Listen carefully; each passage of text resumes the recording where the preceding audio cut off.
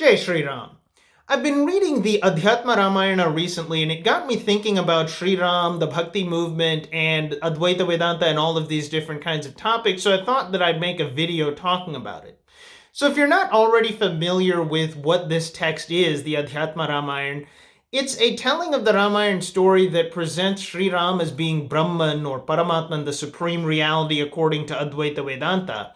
Now, you may feel that this is already clear to you if you're an Advaitin, because you would see Ram as an avatar of Vishnu, and Vishnu is Saguna Brahman, and all of Saguna Brahman's manifestations are Paramatman, and so on, right? This whole kind of a contextualization that Advaita gives here for the different deities and all of that.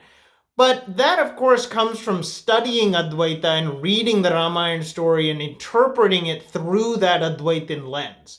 It doesn't actually come directly from the text, of course, because obviously Dvaitins, Vishishta Dvaitins, Achintya Bheda Bhedavadis, and so on also read the Ramayana story and believe in it and have bhakti towards Ram and so on, and they don't come to these same kinds of conclusions, right? So that's not really in the text itself. That's something that you have to contextualize based on whichever philosophy that you believe in.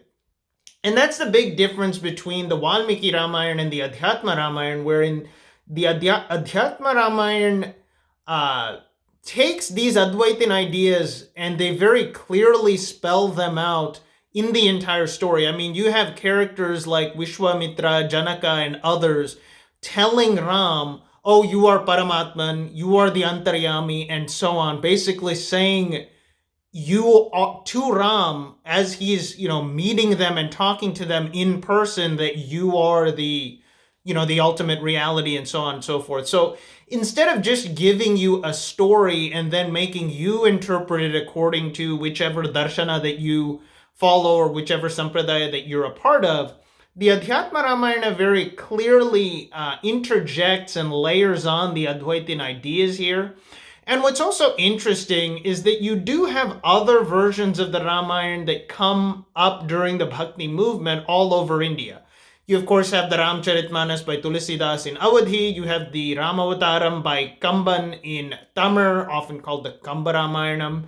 You have the Sri Ram Pachali, I believe it's called, by Kritibas Ojha in Bengali, so on and so forth. And these have all have the common theme that they are very bhakti-oriented and they serve to basically boost the level of bhakti that the reader has for Sri Ram and also, of course, Hanuman. But then they don't really have Vedantin ideas within them spread throughout. They certainly don't have Advaita Vedantin themes spread throughout them. I mean, you could kind of make an argument that they have more theistic kinds of Vedantin themes, but even that is questionable in my opinion. So anyway, that's the really unique thing about the Adhyatma Ramayana, and that's precisely the reason I think it's such an important and interesting text, because you have a synthesis of the itihasic story and bhakti and Advaita Vedanta, and I can't think of any other text where all of these three things come together so perfectly as they do here. And this, I think, is very important in the modern day because, let's face it, unfortunately, a large proportion of the Hindu population today are disconnected from their tradition. And so when they do show an interest and get into it, it's oftentimes not through an avenue where all of these things are naturally integrated, like the Adhyatma Ramayana, as I mentioned, for example. It's more through getting these ideas in a kind of piecemeal way and trying to, on their own, make them fit into a composite worldview. Now, if I had to give an example, I'll say this. People might read the Gita or listen to pravachans of some Advaitin guru, and through these kinds of avenues they get exposed to the idea that you should take up bhakti, but maybe they feel that they're just not cut out for bhakti, or they bought into this false notion that the division of paths of bhakti, jnana, karma, and raja yoga means that you can only choose one and you don't deal with the other three whatsoever. But of course, if you look at the lives of many of the great saintly personalities throughout time that we've had in our tradition, you'll see that they did, or you'll see that many of them, if not the vast majority of them, were involved in all of these things. So it's not really a question of picking and choosing and trying to put together a composite artificially. And it's also not a question of jnana yoga being only about kind of coldly and unemotionally and purely using your logical mind, studying scriptures and philosophizing being inherently superior to bhakti, and that people who are walking the path of jnana yoga are too kind of emotionally mature or spiritually mature somehow to do bhakti. And in closing, basically what I wanted to mention is that you have the same theme from a different source, or I found this same theme in a different source, just one or two lines of a source, which is an abhang written by Sant Tukaram, who is one of the people that's very instrumental in the Warkari Panth in Maharashtra. And he says in this abhang, basically what an abhang is like a bhajan. In Marathi, these things are called abhangs for some reason. I think it has something to do with the meter they're written in or something like that.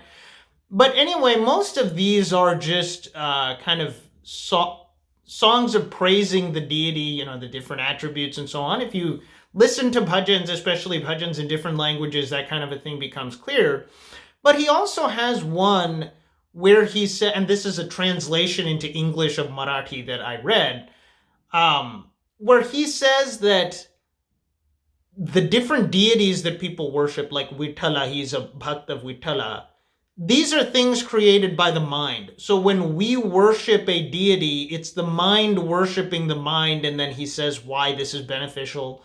And then he also says this about the guru, that when we take someone to be a guru, this is the same kind of an idea, right? Where he's saying that, which is again pure Advaita, that this kind of bhakti, or something that seems on the surface to be a manifestation of a sense of duality, that I am down here and a god or a guru is up there and I'm looking up to them and treating them in this kind of a way. This is actually just a part of the self interacting with another part of the self in a different aspect, in a different way. And what we need to really understand is this ultimate unity of everything that we see in Advaita Vedanta. And like I said, that's just one or two lines from one specific abhang. It's not an entire text like the Adhyatma Ramayan is. But the reason that I bring these things up is because, like I said earlier, people often have this idea that bhakti is totally different from jnana. And if you're going to be an Advait, then you have to just kind of sit in meditation and, contemplate on things which are not, bhajans and the physical forms of different deities and going to temples and things of that nature. But having a kind of cohesive, coherent, unified view of what that looks like, so that an Advaitin can, they can listen to Ram Katha, or they can go to a temple and worship a murti of Ram or Hanuman, and in their mind and in their heart, they can try to internalize these Advaitin ideas while still taking part in these, kind of external, outwardly directed forms of religiosity. I think that these are exactly the kinds of things that need to be talked about more, especially in the modern day, which again, like I said, people get all these things piecemeal, right? Even those of you who are listening, you would probably have seen, oh, I got, so many things were passed down to me by my parents. Then I see people in society doing certain things. Then I read a text and I listen to pravachan. It's all kind of coming from different places, and you're using your own mind, which is, not really grounded in shastras or grounded in some kind of philosophical darshana or anything. It's just grounded in the same kind of modern materialistic outlook that the minds of people who are not Hindus are grounded in. So I think as that becomes more and more our reality, these kinds of sources where we can get all of these things kind of combined into one, so that we can look at everything through that lens, those are going to become more and more important. So that's all I've got for you guys today. Please like, comment, share, and subscribe. Jai Shri Ram.